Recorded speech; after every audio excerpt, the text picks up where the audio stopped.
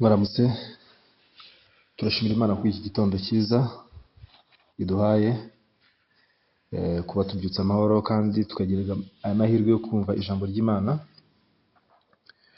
Umunsi tugiye gusoma mu gitabo cya Yohana, ubutumwa bwiza nk'uko bwanditswe na Yohana. Turasoma igice cyawo cya gatatu duhere ku murongo wa 31 kugeza ku wa 36. Yohana igice cya gatatu umurongo wa 31 kugeza ku murongo wa 36. Haranditswe ngo, uwavuye mu ijuru niwe usumba byose, naho uwo mu isi we ni uw'isi nyine, kandi n'ibyo avuga ni iby'isi. Uwavuye mu ijuru niwe usumba byose, kandi ibyo yabonye n'ibyo yumvise n'ibyo ahamya, nyamara nta wemera ibyo ahamya. Uwemera ibyo ahamya aba yemeye n'uko Imana ari nyakuri. Uwatumwe n'Imana avuga amagambo yayo, kuko Imana idatanga umwuka imugeze. Se akunda umwana we kandi yamweguriye byose. Uwizera uwo mwana aba abonye ubugingo buhoraho, ariko utumvira uwo mwana ntazabona ubugingo, ahubwo umujinya w'Imana uguma kuri we. Dusomye kugeza ku murongo wa 36.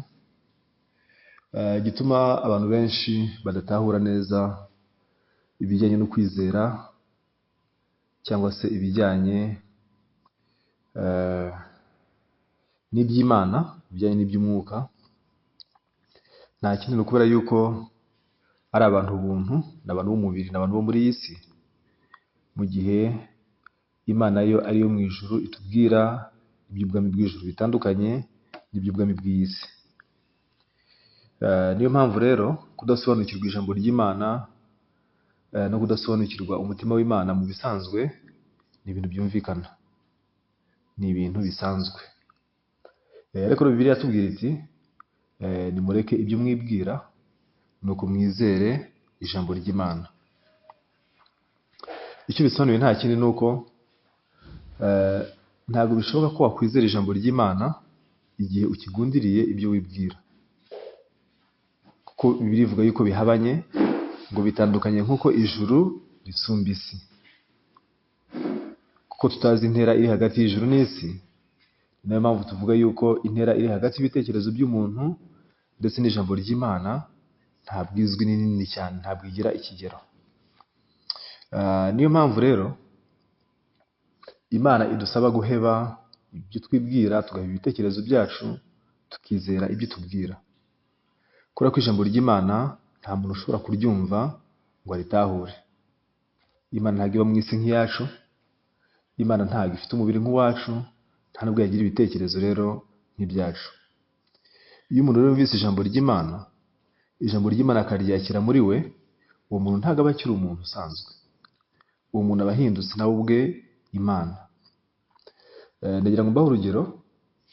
Iyo ufite akazi, wenda ukorera shobuja yaraguhaye imirimo, tuvuge shobuja wenda tuvuge n'urugero, wenda niba acuruza ibikoresho by'ishuri n'urugero,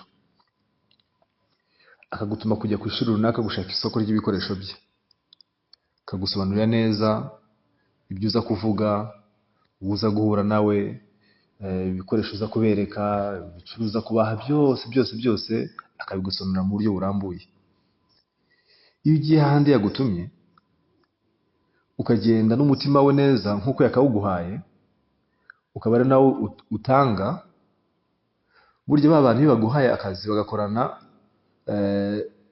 n'iyo kampani yawe cyangwa se n'iki kigo cyawe, burya ntabwo ari wowe ukoze akazi, ahubwo shobuja niwe ukoze akazi.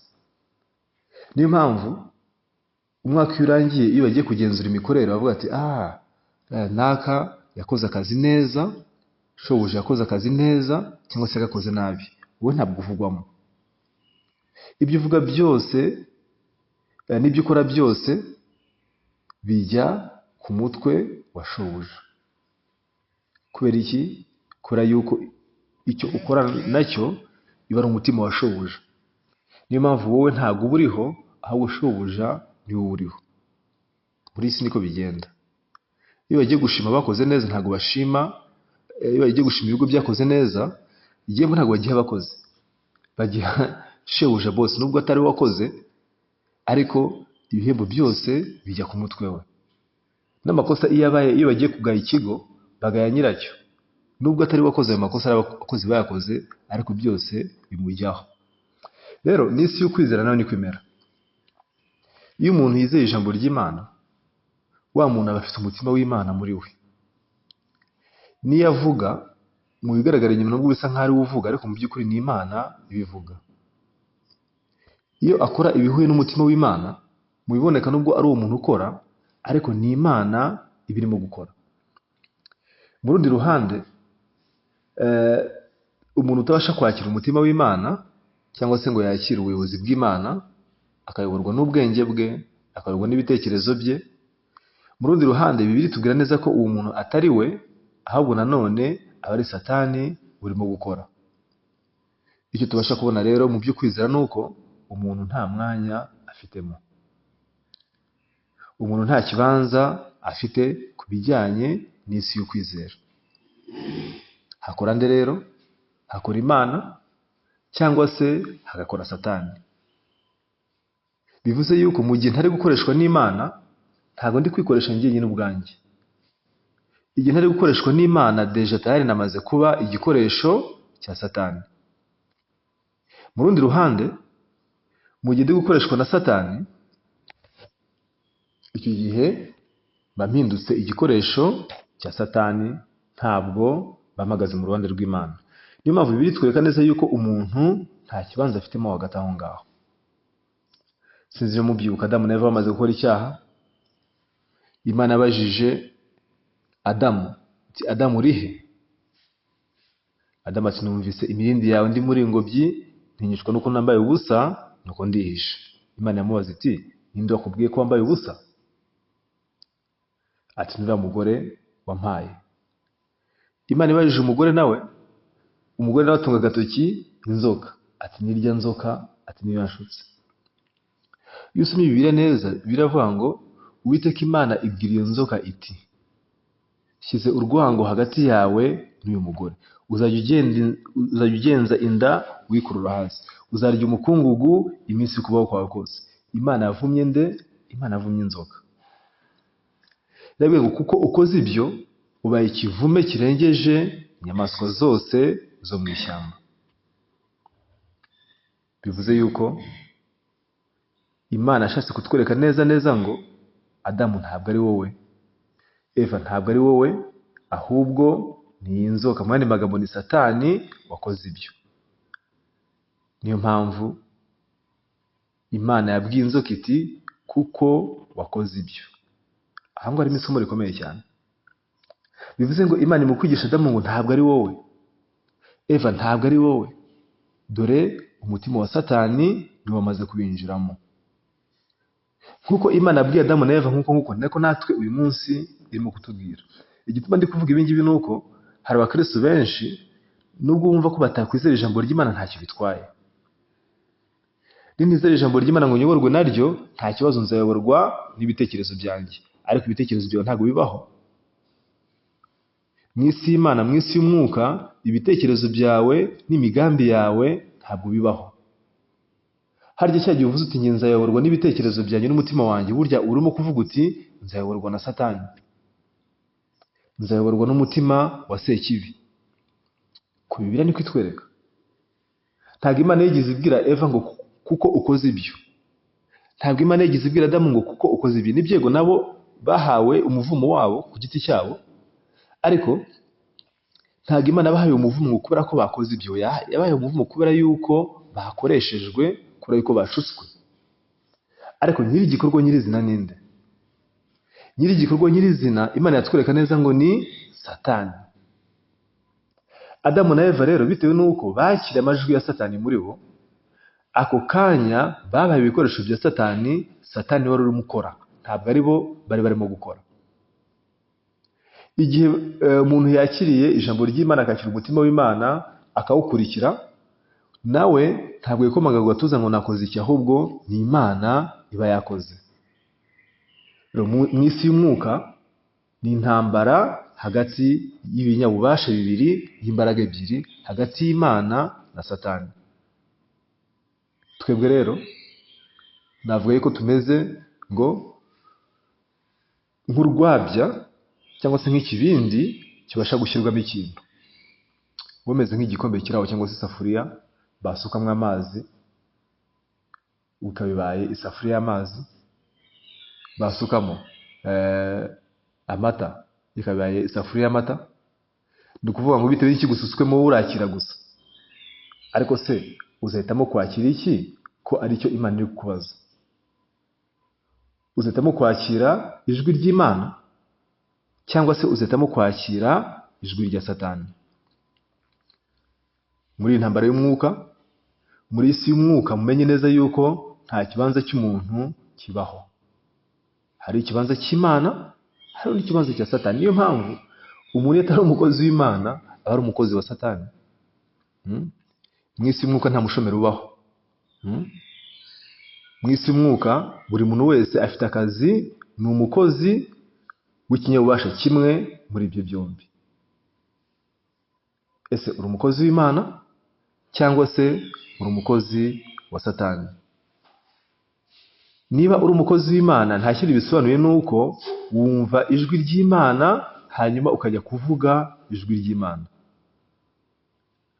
Niba uri umukozi wa bosi wawe akagutuma mu mujyi mu kazi runaka, ugakora neza nk'ibyo yakubwiye, ugakuramo ibitekerezo byawe, ugakurikiza imigambi ndetse n'inama yakubwiye, burya ntabwo ari wowe wakoze ibyo ngibyo, ahubwo ni shobuja wakoze ibyo ngibyo. Aha ngo mwese murabyumva mu buryo bworoshye, ariko no mu buryo bw'umwuka naho niko bimeze.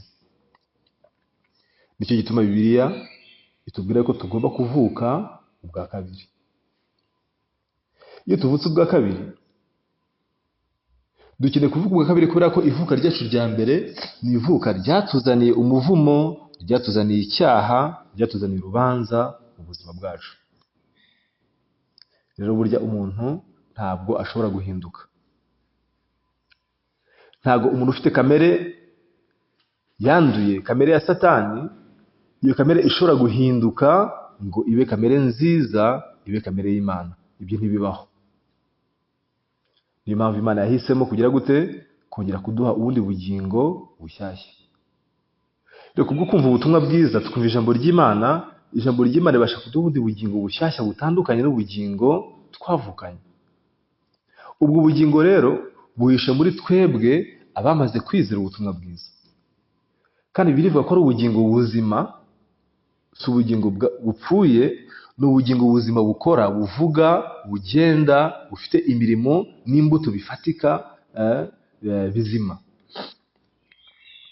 Rero abantu benshi bibwira ko kwizera Imana ari uguhindura gusa uburyo nabagaho. Niba nari umuntu utajyaga ajya gusenga, nkiyemeza kujya njya gusenga ntasiba.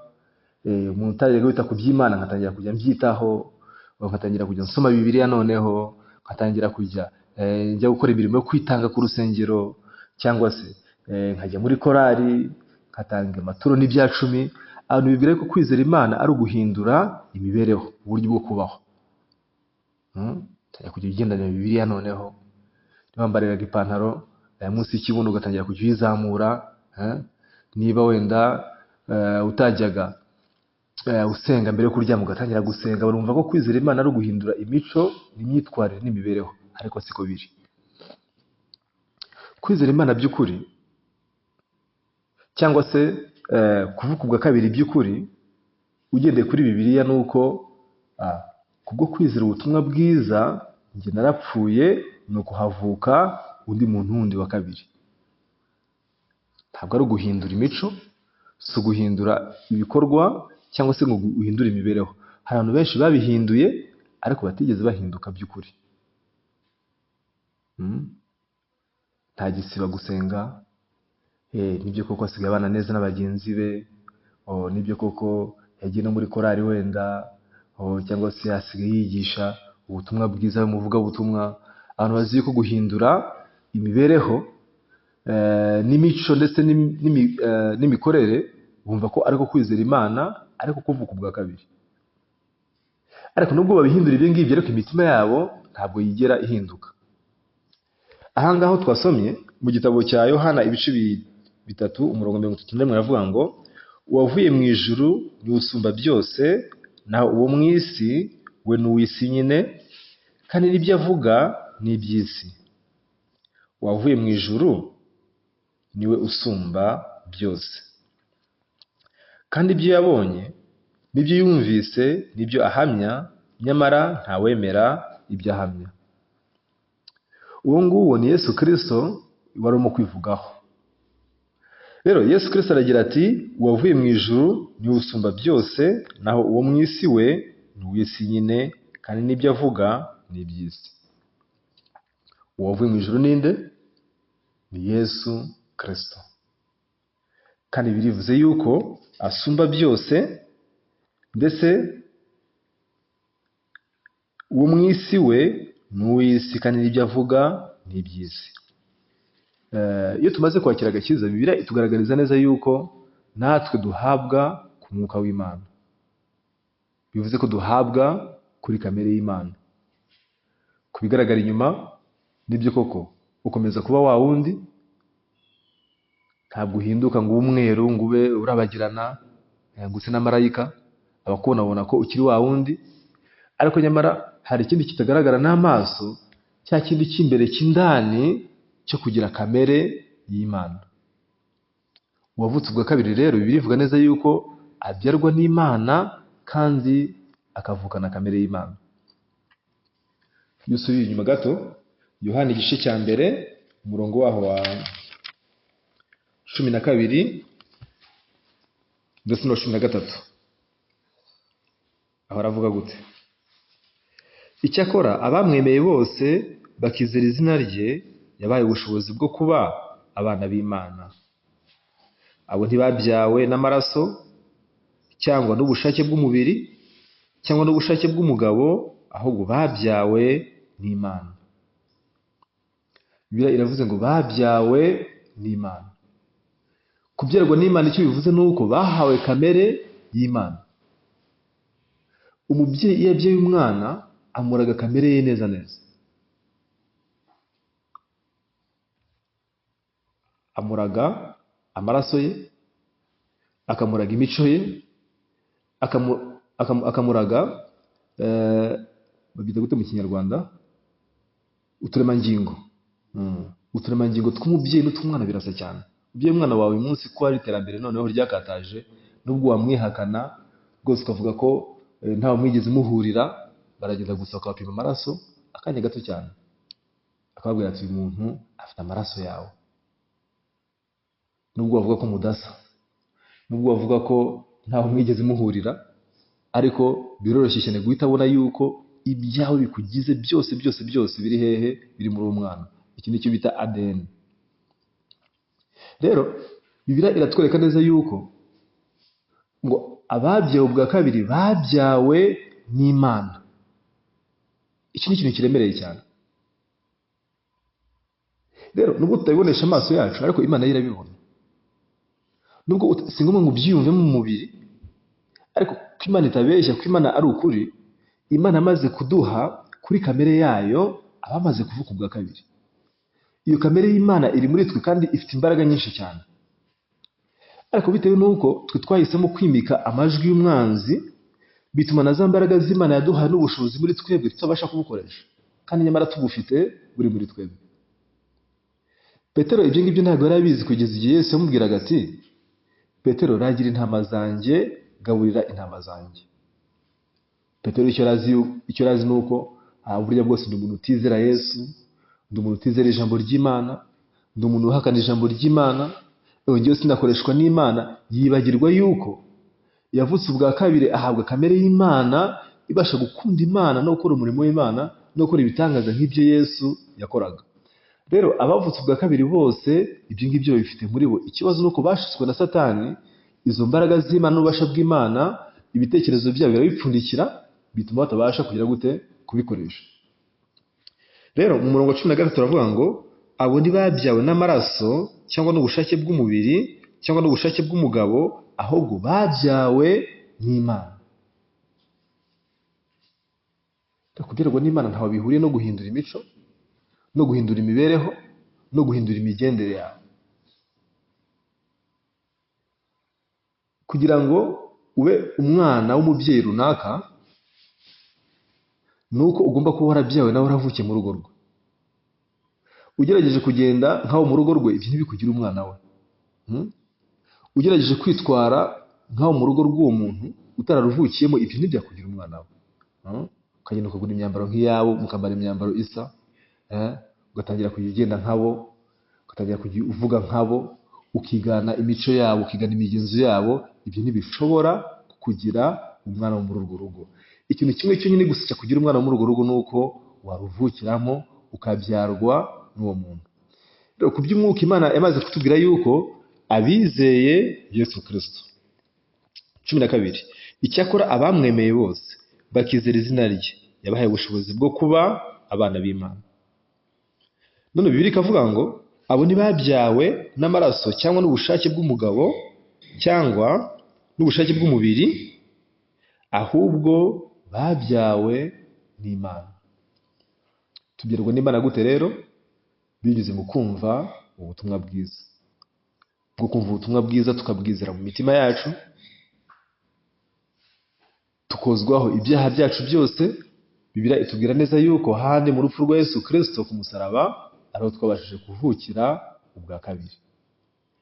Rero abantu babyawe n'Imana, byumvikane yuko iyo Mana iri muri bo. Kubera ko murabizi ko Imana ari umwuka, ni nayo mpamvu umwana w'Imana nawe ni umwuka yaduhaye uri muri twebwe. Si ngombwa ngo ishusho yawe ihinduke utaravuka ubwa kabiri. Wenda tuvuge ngo wari umuntu unanutse none uzaba umuntu ubyibushye, kubera kuvutsa ubwa kabiri wenda wari igikara none ubaye inzobe. Mu bigaragara inyuma ntabwo uhinduka, ariko Imana irimo imbere muri wowe. Kubiravuga ngo abo ngabo ngo bagize gute? Babyawe n'Imana. Murumva ubuntu twakira uburyo bungana? Murumva umugisha twakiriye uburyo ungana? Ariko se kubera iki tubikerenza? Kubera iki tubitesha agaciro? Kuki twumva yuko turi gupfusha ubusa mu gihe dusabana n'Imana, mu gihe twumva ijambo ry'Imana, mu gihe duhabwa ubuyobozi nayo? Kuki twumva yuko tuba turimo gupfusha igihe cyacu ubusa? Tugitangira nabahaye urugero, ndababwira nti uramutse utumwe na sobuja mu mujyi ukajya gukora ibyo yakubwiye neza, ukabikora nk'uko yabikubwiye, burya ntabwo ari wowe uba ubikoze, ahubwo ni sobuja uba ugize gute? Uba ubikoze. Uyu munsi mu itorero twumva ijambo ry'Imana, tukigishwa ubuzima bwo kwizera, tukerekwa inzira ducamo. Ariko se koko urabyakira? Ukaba ari ibyo ugaragaza, ukaba ari ibyo uvuga, ukaba ari ibyo usubiramo, ukaba ari ibyo ukora? Cyangwa se Imana ivuga A, wowe ugakora B? Imana ikuyobora mu nzira ya A, wowe ukinyura mu nzira ya B. Ubwo nibwo ubuzima abantu benshi cyane babayemo. Ariko icyo batazi ni kimwe: ntabwo bazi icyo bakiriye muri bo. Iyo bamenyaga icyo bakiriye muri bo, ntibakageza n'igitekerezo cya kabiri cyo kubitekereza ngo ese ndakurikira ijwi ry'Imana cyangwa se sindikurikira. Ese ndemera ubuyobozi bw'Imana cyangwa se simwemera? Uramutse utekereje uzirikanye ku cyo wakiriye umutima wawe yuko Imana ituye muri njyewe, nabaye umwana w'Imana, ko birivuga yuko nabyawe n'Imana, nubwo ntabibonesha amaso yanjye, nubwo nabyumvamo mu mubiri wanjye, ariko birivuze yuko Imana iri muri njyewe, ntabwo wajya ushidikanya kukumvira ijwi ryayo. Nta nubwo wajya ubyibazaho n'inshuro ya kabiri, se nkurikira ijwi ry'Imana cyangwa se sindikurikiye. Ako kanya wabaho umanifesta cyangwa se ugaragaza ubushake bw'Imana muri wowe. Rero ubuzima bwo kwizera ni ubwo ngubwo, nta kindi. ni ukubasha gutahura uti burya bwose najyaga nisuzugura. Ese kubera iki niciraga urubanza bitewe n'uburyo nibona? Kuki nifataga nk'uko ngewe niyizi, nk'uko nibona? Ntabwo nari niyizi neza. Ntabwo nari nzi yuko Imana ituye muri jyewe. Niba Imana ituye muri wowe rero, burya uri umuntu w'agaciro gakomeye cyane. Agaciro si abandi bantu bakaguha, ahubwo agaciro Imana amaze kukaguha ubwo yakugiraga umwana wayo, ubwo wavukaga ubwa kabiri. Unganya agaciro cyo kimwe nka Yesu Kristo. Unganya agaciro nk'abandi bana b'Imana bandi bose uzi nkaho wifuza kumera nkabo, kandi nawe ushobora kumera nkabo. Nicyo ijambo ry'Imana ritwereka. Kubera ko nta muntu n'umwe udashobora guhinduka. Sawuli wari umwicanyi, Sawuli warenganyaga itorero, Sawuli wakoraga ibibi byinshi cyane utabasha no gukora wowe, ikintu yaragitahuye. Yesu Kristo yagize intumwa ye, ndi intumwa itarabigizwe n'umuntu n'ubushake bw'umuntu, ahubwo yabigizwe n'ubushake bw'Imana. Hagati ya Pawulo natwe bavandimwe nta tandukaniro ririmo. Itandukaniro rimwe ryonyine gusa, ko twese tumeze icyo kimwe. Gusa we yashoboye kumenya neza agaciro k'ikiri muri we, yuko ari Imana iri muri we, kandi ko yiteguye gukora ibikomeye, nuko Imana ayiha rugari ikorera mu buzima bwe. Nawe uramutse umenya iryo banga, ntabwo wakomeza kumera nk'uko nguko umeze. Uramutse umenye neza yuko Kristo Yesu yaguhaye ubushobozi bwo kuba umwana w'Imana, kandi ko ibyo ukwiye kuvuga atari bya hano mu isi, ahubwo ari byo mu ijuru, icyo gihe wahinduka cyo kimwe nka Pawulo cyangwa se nka Yesu Kristo. Niyo mpamvu aha ngaha twasomye muri Yohana ibice 3 hatubwira neza yuko uwavuye mu ijuru niwe usumba byose, nta uwo mu isi n'uw'isi nyine, kandi n'ibyo avuga n'iby'isi. None akabazo ndibaza ni aka ngaka: ese uwavuye mu ijuru ari muri wowe, cyangwa wowe uri uw'isi gusa? Mu bisazo dufite identite ebyiri. Identite ya mbere ni uko twavukiye muri iyi si tubyawe n'amaraso n'ubushake bw'umugabo.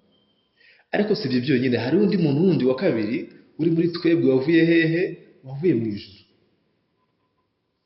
Umwuka twahawe, wa wundi wavutse bwa kabiri, ntabwo akomoka muri iyi si, ahubwo akomoka hehe? Mu ijuru. Kuko birivuga ngo yabyawe n'Imana. Uwo ngoro akwiye kuvuga ibihe?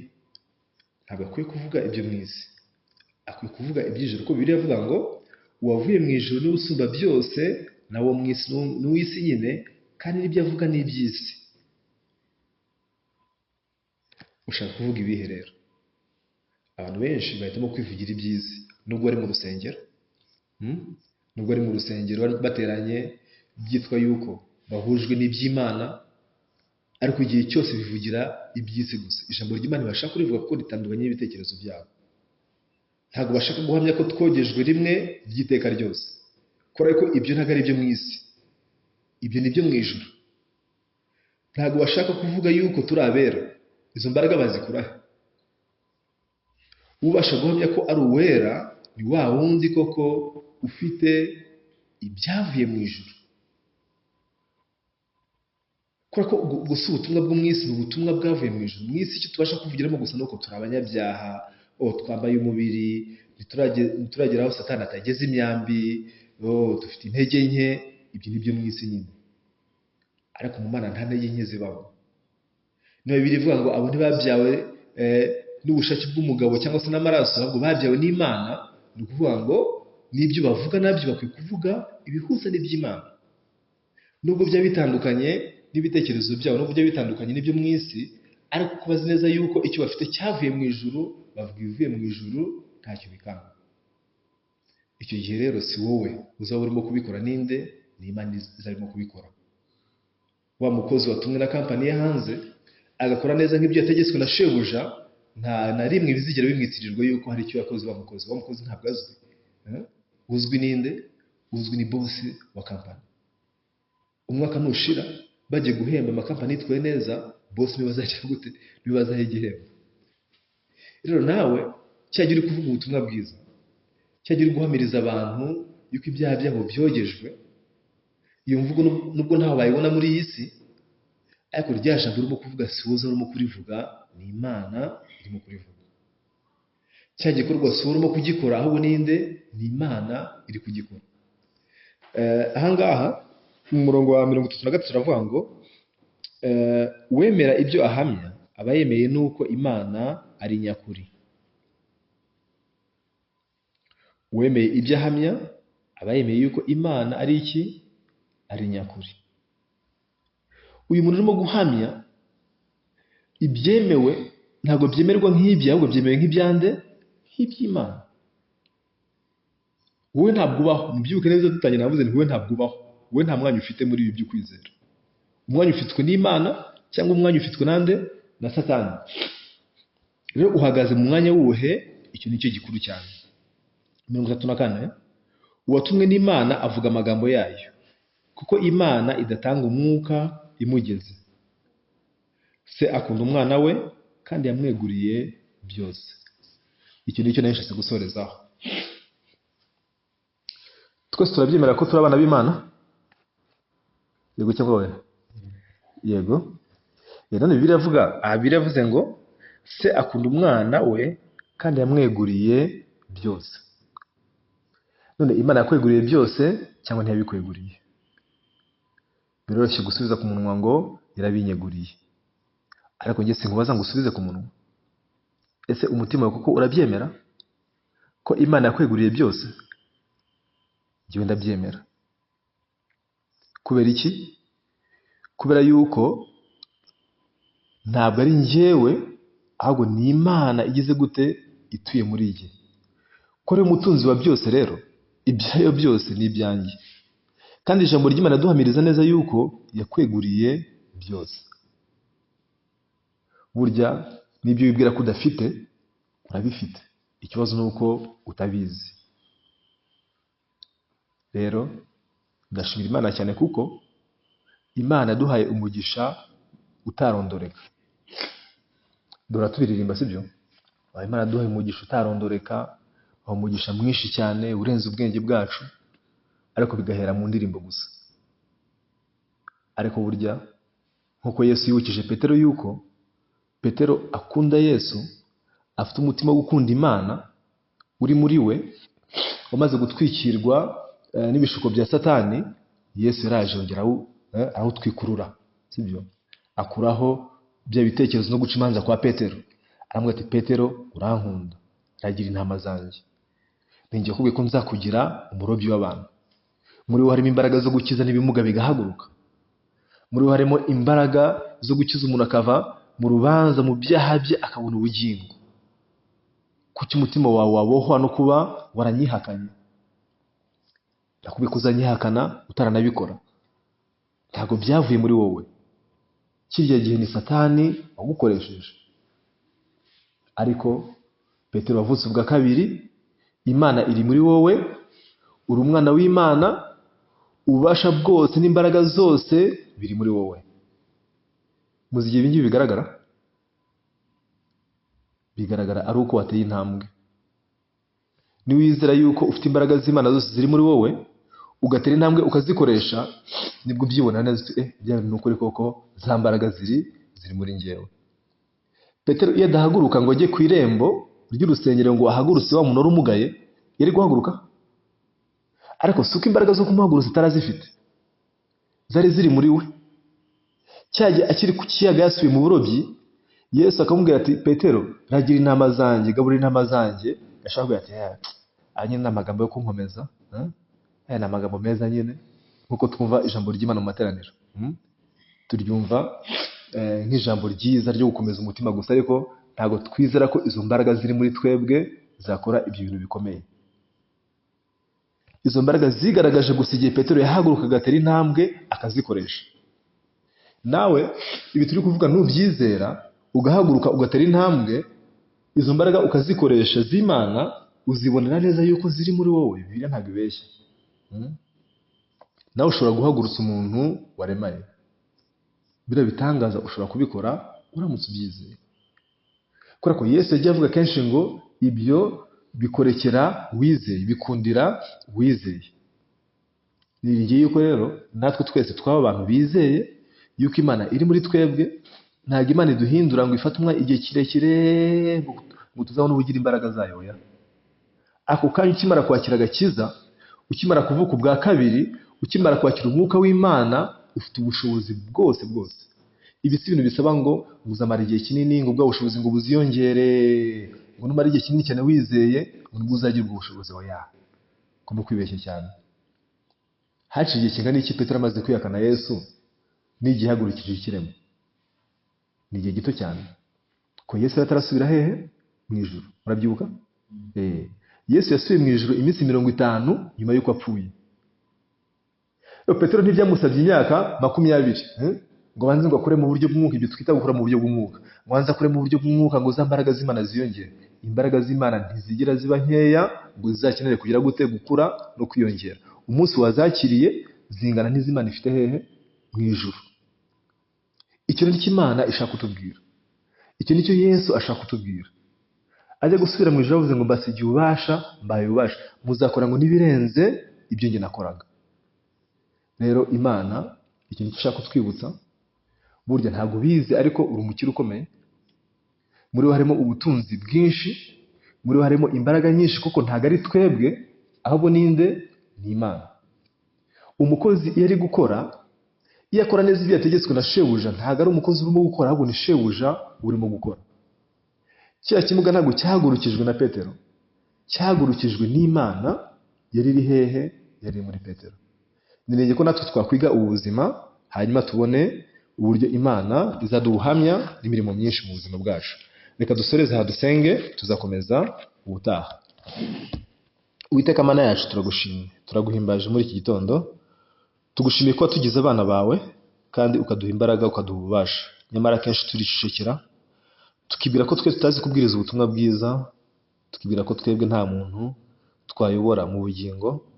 Ariko ubu ni Satani udushuka nk'uko na Petero yari yashutswe.